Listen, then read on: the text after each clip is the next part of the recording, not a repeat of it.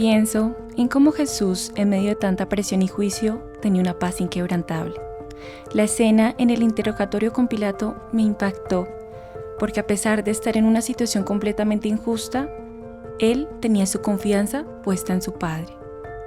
Entiendo lo que es sentir esa presión, ese peso de tener que demostrar algo, o enfrentar juicios y críticas. Pero cuando pienso en Jesús, me recuerda que no estoy sola en esto, que Él me entiende y me comprende lo que estoy pasando. Me pregunto, ¿puedo tener esa misma seguridad cuando enfrento juicios en mi vida? Cuando otros me cuestionan o me juzgan, ¿puedo mantener firme mi fe?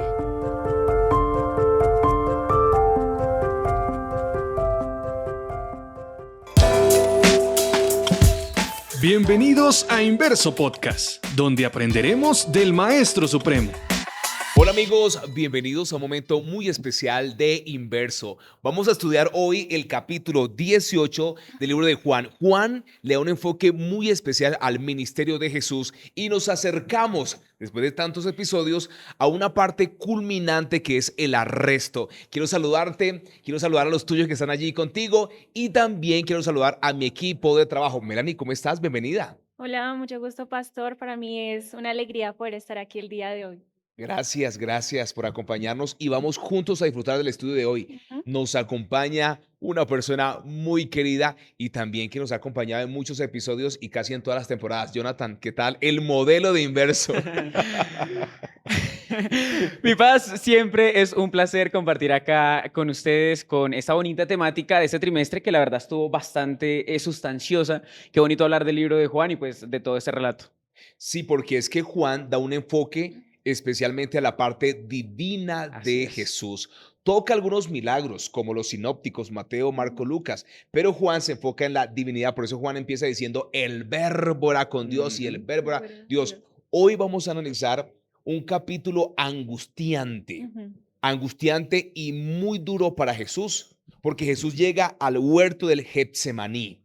De hecho, Getsemaní significa prensa que a triturar sale aceite, como un símbolo del dolor que Jesús empezó a enfrentar allí. Muchachos, por eso vamos a hablar de esa cena, de esa noche. Jesús deja a sus tres discípulos más allegados, se va a orar diciendo, Abba, Padre, todas las cosas son posibles para ti, apártame esta copa. Pero Jesús termina diciendo que no se haga mi voluntad, sino la tuya. En ese contexto, ¿qué ocurre, Jonathan? Estamos en un relato muy bonito porque la lección cuando recién abre como el capítulo 18 del libro de Juan, es muy bonito ver cómo hace como una síntesis, o bueno, no, cómo compara más bien lo que pasó en el huerto y así mismo lo homologa. Dice como Adán y Eva perdieron la lucha en el huerto del Edén, pero Jesús la ganó en el huerto del Getsemaní. Entonces, qué bonito es ver esa comparación en donde genuinamente el libro de Juan nos muestra a un Jesús muy humano, a un Jesús que estaba pasando dificultad, a un Jesús que le dice a algunos de sus discípulos, necesito que estén conmigo en esta hora, orando conmigo, acompañándome en esa tribulación, porque relata Elena G. White que había una nube enorme sobre la situación que estaba aconteciendo en ese momento. Y esa misma pesadez de pecado, que era toda la furia que tenía el pueblo de Israel, que tenían los judíos, que lo estaba como asediando tanto que él ya se sentía supremamente desbordado. Y qué bonito es ver cómo esa analogía del huerto y pues lo que pasó con Adán y Eva. Ujú. Y también porque, bueno, los libros sinópticos muestran a ese momento tan angustiante, pero Juan nos muestra cómo Jesús ya había aceptado su voluntad, la voluntad de poder salvar al mundo por medio de su sacrificio.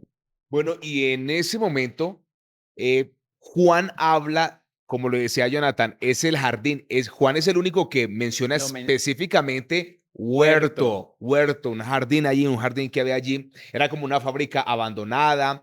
Y bueno, justamente allí Jesús comienza su lucha, su lucha. Melanie dice, ya él había aceptado el plan, pero en ese momento comienza una guerra interior. Voy a padecer, voy a sufrir, ahorita vienen a arrestarme porque Jesús conoce el final desde el Desde el principio. principio y comienza a sufrir y más cuando regresa y encuentra a los discípulos durmiendo. Uno cuando le dice a un amigo, Melanie, voy a orar por ti, ¿cómo te sientes, Melanie? No, claro, uno siente ese apoyo de esa persona que Claro. se interesa por lo que me está sucediendo. Y más cuando es la intención, ¿no? O sea, Ujú. Jesús los había convidado. Vengan, acompañan, porque Jesús lo necesitaba. Y es bonito ver esa faceta muy humana de Jesús porque entendemos la dificultad que estaba atravesando. No podríamos entender, porque la lección nunca nos da a entender eso y la Biblia tampoco, el relato de Juan capítulo 18 no nos da a entender que Jesús estaba desconfiando del propósito del Padre. Lo único es que nosotros a ver, de una manera humana, podemos decir como hombre, Jesús sabía todo lo que se avecinaba.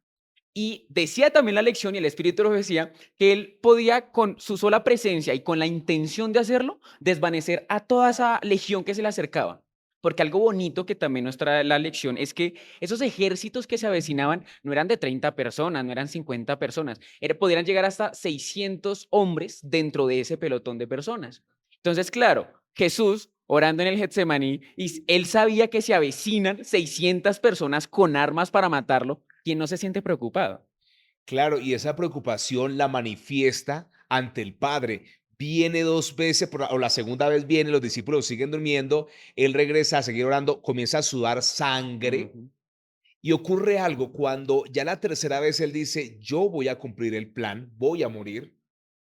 Dice Elena G. de White que solamente en ese momento se le permitió a los ángeles ya llegar y llegó un ángel y toma la cabeza de Jesús. Y esto es para que te emociones, amigo. La recuesta a su pecho y le dice a Jesús, por tu victoria, millones se salvarán. Amén. ¡Wow! Amén. Pero después de eso, Poderoso. ¿qué viene, Jonathan? No, toda la tribulación. Y viene esa cantidad de gente a arrestarlo y Ujú. hablemos justamente de eso. Llegan a arrestar a Jesús. ¿Quién traía a Jesús? Traía a los soldados. Judas, Judas, ese amigo que había dormido, vivido con Jesús y vivido tantas experiencias, había presenciado los milagros y lleva a estos hombres que iban en contra de lo que Jesús estaba enseñando. Él los guió, los acompañó ante su Salvador, al que había caminado con él todo el tiempo. Eso me parece muy Wow, duro. impactante. A mí me parece curioso cómo Juan, porque bueno, los relatos de todos los evangelios son diferentes, ¿no? Si bien lo pueden relatar, digamos, desde su punto de vista, Juan hace una excepción y es que se sabía que el discípulo, bueno, que lo estaba entregando toda la cuestión, la clave como para ya aprenderlo y todo a Jesús era darle el beso. El libro de Juan no lo narra de esa forma, lo evita, Sí. ¿sí? Y es bonito ver de qué forma, porque eso lo mencionaba, creo que hace 2 lecciones antes, mencionaba ese amor que Jesús sintió cuando Judas se estaba acercando. Y claro, como Jesús nunca reaccionó de una forma soberbia, como de, ah, no, usted me traicionó, usted me está vendiendo, nunca lo vio de esa forma, tiene mucho sentido que Juan, al ser tan cercano al ministerio de Cristo en esta tierra, lo contara o narrara la historia sin como esa clave de pecado que fue como ya, digamos que la estocada final por parte de Judas. Y cuando se van avecinando todos, me parece también bonito el relato porque, claro, ahí ya lo que es los discípulos que lo están acompañando, Pedro es uno de los que se levanta y dice como, no, pues si toca luchar contra toda esta gente, pues se pelea contra toda esta gente. Y qué bonito porque, ya digamos, ya para pasar también a ese tema, hay cosas que por la gracia de Dios y por los misterios del cielo, a nosotros como humanos nos son vedadas, ¿sí? Entonces nosotros no podemos conocer esos asuntos. En ese momento los discípulos no podían ver como la realidad de lo que se avecinaba, porque era tanta la carga que si Jesús mismo se sintió agotado por lo que estaba sucediendo, imagínense los discípulos si pudieran ver más allá de lo que genuinamente ellos estaban como... No hubieran aguantado. Bueno, aquí hay un Exacto. elemento especial y es llega la turba, soldados guiados por Judas. En ese momento, Juan vuelve a repetir algo que ha repetido en capítulos anteriores y es, Jesús dijo, yo Yo soy. soy. Qué bonito. Ese yo soy, como lo hemos especificado en algunos episodios anteriores, ese yo soy representa la singularidad, la autoridad, el poder. Y cuando Jesús dice yo soy, noten lo que pasa, ellos caen, Sí. caen al suelo. Porque no esperaban esa reacción, Tenía siento yo. que, claro, y tenía que ser una señal también para los Ujú. soldados. Oiga, este hombre que vamos a arrestar, este hombre es alguien especial. No obstante, pues ellos se levantaron y allí donde viene estos minutos vamos a tomar para hablar del acto de Pedro. Pedro, ustedes conocen a Pedro, un tipo Jonathan, un tipo así, con mucha energía, extrovertido. Y cuando una persona es extrovertida, Iracundo. a veces es muy emocionalista y habla además y reacciona además. La reacción de Pedro, Melanie, hablemos de eso. Bueno, la reacción de Pedro, ahí hay, bueno, mucha parte psicológica, de que él, que conocía a Jesús, pero a pesar de eso, veía la situación y todo lo que estaba ocurriendo, en ese momento él no midió lo que, bueno, su euforia, su miedo, todas las emociones encontradas y no pudo regular esas emociones. Y como muchas veces también en nosotros en algún momento en que pasamos por una situación que es angustiante, no podemos medir lo que está sucediendo en nosotros. Entonces, bueno, aquí como, ¿qué podemos aprender de esa actitud que tomó Pedro? Bueno, en primer lugar, a mí me ha cautivado siempre, Jonathan y amigos, el acto de que Pedro anda con la espada. Sí. 3 años y Yo medio con Jesús y no había dejado la sí, espada. yo iba a hacer esa misma Y acotación. sacó la espada y le tiró a la cabeza al soldado. Solamente que el soldado era muy ágil, movió la cabeza y le alcanzó a cortar la oreja. Jonathan. Eso es una exhortación que no te vamos a poder sacar. Bueno, no le corresponde al libro de Juan tampoco como a esta lección, pero nosotros vamos a poder ver un análisis en la vida y me gustó porque la lección también lo traía así como en esa psicología, pero más que psicológico, como evangélico, ¿sí?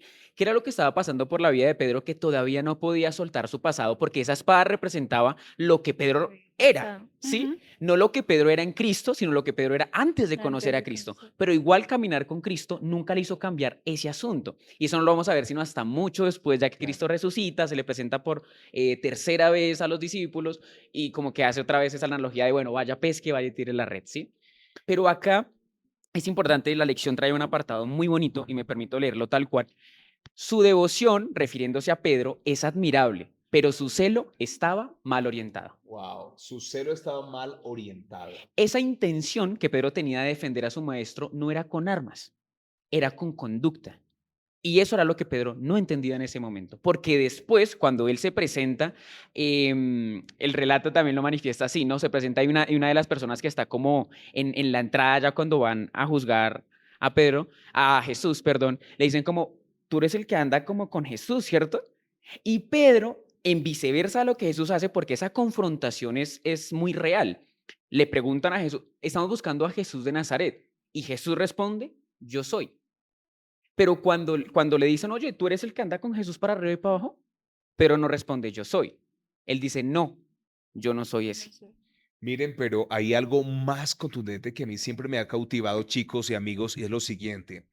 Cuando, aunque se me está adelantando un poquito, Jonathan, cuando ellos van justamente al arresto porque van a presentar a Jesús ante los sacerdotes, Jesús le había dicho, usted me va a negar 3 veces. Pedro no solamente lo negó, sino que Pedro dice, Elena G. de White, en el Deseado de toda la gente, que él se puso de parte de la turba para injuriar a Jesús. O sea, no solamente dice, no lo conozco, no conozco a ese tipo, no sé quién es, sino que él comenzó a insultar también a Jesús. Es triste que Pedro perdió sus principios, su identidad, perdió todo por miedo al que lo fueran también a arrestar tal vez. Pero terminemos esa idea de que Pedro le quitó la oreja a un soldado, tenía todavía la espada. Yo creo que vale la pena hacer énfasis y preguntarnos y preguntarte a ti, ¿será que llevas 3 años y medio como Pedro y todavía no has soltado tu patecabra, tu navaja, tu espada, tu carácter, tus vicios? ¿Será que llevas 5 años o cuántos años llevas con Jesús y todavía no has soltado la espada, Jonathan?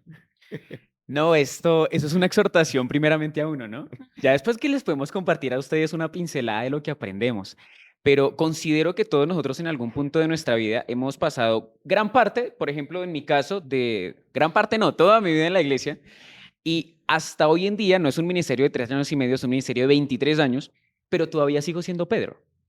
Todavía sigue siendo esa persona que no asimila que la lección lo traía como, ¿eres el rey político o eres el rey mesiánico?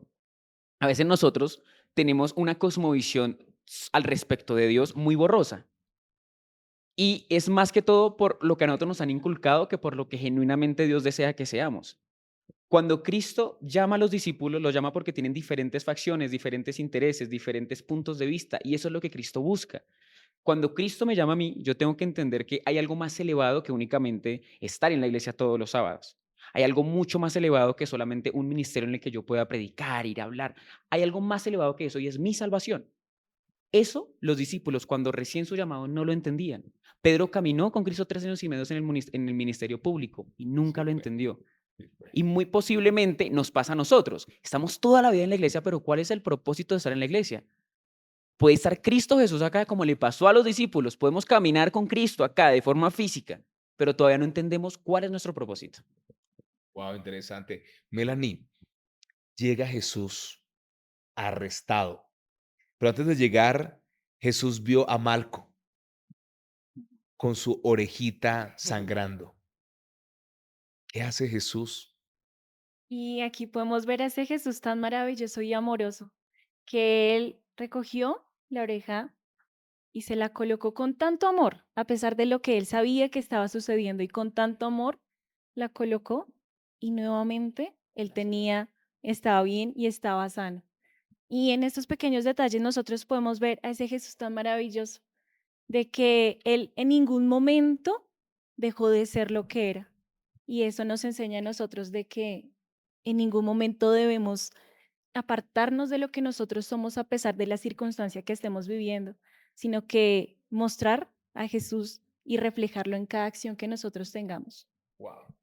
Llega Jonathan allí de noche, no se pueden hacer juicios de noche, empecemos por eso, pero llegan ante los líderes espirituales, Los los sacerdotes. guías del pueblo. ¿Qué podemos hoy extraer de ese episodio tan especial? Aquí hay varias lecciones que Inverso nos recalcaba, pero para Jonathan, ¿qué es lo que más le llama la atención de ese momento cuando Jesús está enfrente de los líderes espirituales, del ejemplo del pueblo, de la gente que tenía que cuidar y estar pendiente de la profecía y decir al pueblo, Jesús es el Mesías prometido? Esto es, lo dice la lección, una disyuntiva, ¿sí? Porque los líderes religiosos o los líderes espirituales en su momento tenían que tener como premisa ser un bastón espiritual para el pueblo per se, ¿sí? Ellos no se servían a sí mismos, servían al pueblo para que éste tuviera una comunión con Dios. Eso es tan práctico hoy en día que nosotros tenemos múltiples religiones y a veces nosotros nos centramos más en la ideología de la religión que en el Dios que a la que sirve esa religión en sí misma, ¿sí? Los sacerdotes habían llegado a ese punto. Esas personas estaban literalmente desconociendo absolutamente toda la palabra de Dios, estaban desconociendo todas las profecías, estaban desconociendo todos los milagros, únicamente por un capricho propio. Lo que ellos habían desestimado, Dios lo levantó con mucho valor, que era su propio hijo. Pero esto a nosotros nos hace dar cuenta que esos movimientos impulsados por intereses humanos no van para absolutamente ningún lado. Y que la labor de Cristo es penosa. La labor de Dios, la labor que se nos encomendó a nosotros, es una senda bastante, dice Elena G. de White, que tenemos en Cartas a Jóvenes Enamorados. El camino que conduce al cielo es una senda bastante escarposa. Y nosotros tenemos que entender que lo que conduce a Dios es penoso. No nos espera como una calle de honor, no nos están esperando con bombos y platillos, allá con una gran ceremonia. No, nos están esperando tal cual como a Jesús, una turba. Y nosotros tenemos que avanzar confiadamente y con la certeza plena de que así como Dios ayudó a Cristo en ese momento, Él mismo nos va a ayudar a nosotros en esa travesía. Muy bien, me encanta eso y tenemos que ver este último acompañamiento. Hay dos actores principales en este capítulo 18 y es Pedro que seguía a Jesús. Eso La es. portera lo ve, él niega, pero entonces cuando ya están dentro, porque él alcanza a entrar, cuando están dentro, vienen los testigos falsos. Se necesitaban dos testigos según la ley y la tradición judía Ujú. para condenar a una persona, pero ahí habían muchísimos. ¿Qué podemos hoy extraer de ese momento, de ese episodio? Está Jesús y una cantidad de gente hablando que ellos mismos se contradecían. Melanie. Bueno, ellos estaban buscando de cualquier forma hacer caer a Jesús a pesar de que sabían que no había nada y tuvieron que buscar testigos falsos para poder hacerlo caer. Entonces vemos de que el juicio primero había sido completamente ilegal al hacerlo en una hora que no era, en una festividad que no era, traer testigos que no eran, todo para hacer caer a Jesús. Y bueno, digamos que si nosotros reflexionamos eso de que en nuestra vida tal vez van a haber personas que pueden afectarnos o pueden hacer que nos desviemos de lo que nosotros tal vez creemos. Por ejemplo, estos testigos hablando en contra de lo que Jesús había hecho y no tenían ningún fundamento. Tal vez muchas personas en nuestra vida pueden hablar de algo de nosotros sin tener ningún fundamento, simplemente para hacernos caer de nuestras convicciones, de lo que nosotros creemos. Pero debemos de mantenernos firmes, así como Jesús se mantuvo firme a pesar de todo lo que sucedía. Muy bien. Hay algo muy bonito y es que, bueno, cuando está lo de los testigos, esta cuestión también, el que estaba interrogando a Jesús, se me fue el nombre, Anás, Mm. que le preguntan y Cristo o sea, como que qué estaba predicando, qué es lo que le estaba diciendo. Y Jesús como, no me pregunte a mí, dígale a las personas que lo estaban escuchando. Porque precisamente, en su infinita sabiduría, Cristo podía responder tan confiadamente de, yo no se lo tengo que a usted recitar. Pregúntele a todas las personas que lo están acompañando, que están de su parte, que era lo que yo hablaba. Y ahí mismo lo abofeteaban, lo trataron feo, que así no se le hablaba a los líderes religiosos. Y bien lo decían acá. Claro, la premisa es, cuando nosotros ponemos nuestra vista como a esos juicios que hace el mundo, pues no vamos a avanzar hacia ningún lado. Y eso Cristo lo tenía muy presente. A Jesús no le interesaba la intención o como lo que estaba haciendo, la turba que estaba frente a él, las personas que lo estaban juzgando, porque dice el Espíritu de Profecía que ahí quien estaba dirigiendo todos los testimonios, todas las intenciones, todos los móviles, era Satanás. Entonces, claro, en Cristo no podían hallar ninguna gracia. Y esas personas que hoy en día quizá se comportan como esa turba que estaba persiguiendo a Cristo, es lo que hacen que muchos de los jóvenes que están intentando salir avante con su vida espiritual, que todos los días luchan por un cambio genuino, se encuentran con esa turba. Y la turba lo que les está diciendo es, no, yo sé lo que usted estaba haciendo, yo sé lo que usted hizo hace 2 años, yo sé lo que usted hizo la semana pasada. Eso, genuinamente, esas personas los mueve Satanás.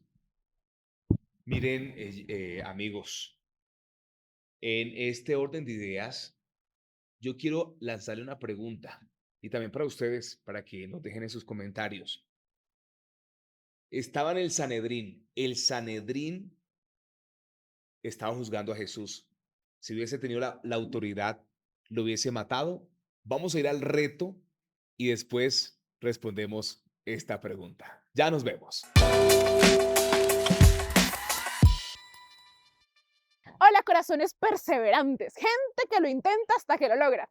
A veces puede que hayas intentado hacer algo, pero a la primera no salió. A la segunda tal vez tampoco, pero a la tercera lo lograste. Por eso queremos que compartas una foto de eso que al inicio lo intentaste, pero no funcionó. Pero después lo lograste. Puede ser montar cicla, manejar moto, manejar carro, lo que sea. Queremos compartir tu foto también con otras personas que se den cuenta que no, al intentarlo lo pueden lograr. Vean nuestras historias destacadas en @inverso_podcast. Vas a buscar en la plantilla tu turno y vas a compartir aquella foto. Queremos celebrar contigo estas victorias y celebrar que tú también has sido un grandioso por nuestro Dios. Es por eso que ahora queremos decirte que es tu turno. Claro que sí. La respuesta es, si el Sanedrín hubiese tenido la potestad de crucificar inmediatamente a Jesús, lo hubiese hecho sin necesidad de llevarlo ante Pilato. Jonathan. Lo que yo rescato, ya por último, pues, de esta lección tan bonita, lo hallamos en un escrito del linaje de White, que lo encontramos en El deseado de todas las gentes. Es muy cortico. Dice, y Cristo sufrió en proporción a la perfección de su santidad y su odio hacia el pecado. Nosotros vamos a tener que experimentar ese mismo sufrimiento. Entre más odiemos al pecado y entre más nos acerquemos a Dios, más vamos a sufrir. Cristo se ayudó de esa profecía, de ese mensaje de esperanza que tenía con Dios, y nosotros en ese momento tenemos esa misma oportunidad. enfrentar la tribulación que se nos viene, enfrentar la turba que está dirigida por Satanás, pero con la confianza plena de que Dios no nos abandona. Amén. Amén. Y bueno, esta lección nos hace reflexionar de que a pesar de todo lo que Jesús pasó, esos momentos tan angustiantes, Él lo hizo por ti y lo hizo por mí. Lo hizo porque su amor es tan grande que Él quería mostrarnos en cada acción que hacía un ejemplo para nosotros. Él se hizo humano y si Él lo pudo hacer, nosotros también lo podemos hacer en nuestras vidas. Y a pesar de lo que suceda, yo tengo que mantener mis convicciones y siempre reflejar a Cristo en todo lo que haga. Por supuesto. Amigos, hemos llegado a la parte final de Inverso. Muchas gracias por su compañía y esperamos vernos en una próxima oportunidad. Bendiciones. Chao, chao.